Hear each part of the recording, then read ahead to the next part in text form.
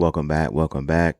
Midfield person in the building once again. Thank you for rocking with me one more time. Please like and subscribe. It goes a long way and it means a lot. Okay, we are back again with SEC Media Day highlights for day 1 and 2.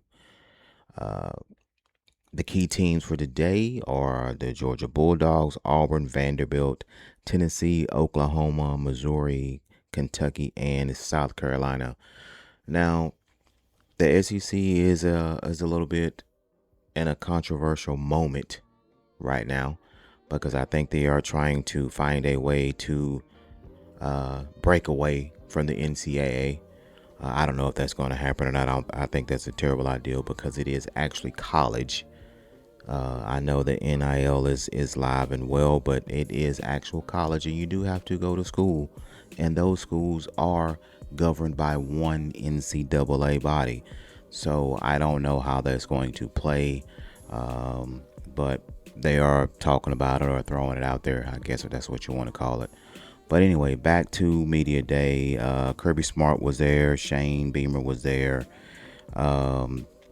Those guys headlined, of course. Everybody wants to know what Georgia's doing, what Texas is gonna do, Sarkisian, how is Arch going to look. But we're gonna go down with the teams and go down a couple of roster names and see what they look like. Gunnar Stockton is back for Georgia. So that solidifies them at the quarterback position. They should be fairly decent. Auburn is bringing in Byron Brown, transfer from, I think, South Florida. A lot of people keep saying that these transfers are going to come in and do well. Everybody wants a Pavia or Trinidad Chambliss or something like that. I don't know. I feel like those are one-off guys. Those are just two guys that I've named that have came in and transferred and have done great in big-time programs. But we will see as time goes along. Vanderbilt has been spending a lot of money in NIL. They have Junior Sherrill coming back at wide receiver, so that's a good cornerstone for the offense. I figure Vandy probably should upset some people. But Tennessee, Heupel, head coach. They're trying to bring a little bit more depth this year, they said, at Tennessee. So I feel like they took a step back when they lost Nico. I don't think they had a good backup plan for him to leave and go to UCLA. I'm not sure how well that panned out for him as well, but Tennessee was on the map. I thought they were back as a national championship contender, but I didn't see that at all last year. So carrying on, Oklahoma with John Mateer should have a pretty solid year. I still don't know if they can stop anybody or not. Mateer is very good, scrambling around, looks like a very young Baker Mayfield. But will he have enough on defense to actually make a championship run in the SEC? Missouri has a 9-game schedule. We'll see where they are. It'll probably be a little bit of struggle for Missouri if they don't spend the money as far as being competitive or above middle of the pack in the SEC. Kentucky is the same way. They're still trying to find their culture, find their way in Kentucky. I think they have a fairly decent squad, but, again, middle of the pack SEC for day 1 and 2. And South Carolina Gamecocks. I'm interested to see if Lenore Sellers is going to take the next step. This is year 3, and he's bringing back Nick Harbor, big-time wide receiver. Dylan, I think Edwards coming off the end. Sorry if I don't remember his last name, but I think it's Dylan Edwards coming off the end. Probably top 5 draft pick for sure. So South Carolina has a chance to be really, really well, I think. But we will see how they do so far in the SEC. Now, quarterbacks coming back. Notable quarterbacks coming back from for the SEC this year. Trinidad Chambliss, obviously. College football playoff quarterback team last year. Interested to see how he does without Lane Kiffin. They have Lacey back in the backfield, so they should be pretty good on offense. Question mark on defense as well.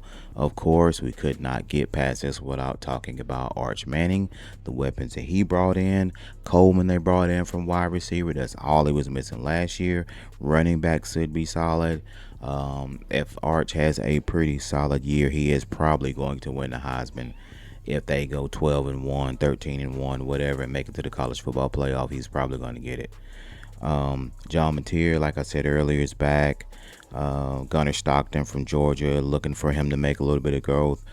Byron Brown, like I said earlier, transfer, looking for something. Lenoris, looking for something. Had a lot of Heisman talk year before last, coming in last year. Very quiet year, looking for that next step as a passer. And Marcel Reed from Texas A&M as well, looking for that next step as an accurate and consistent passer.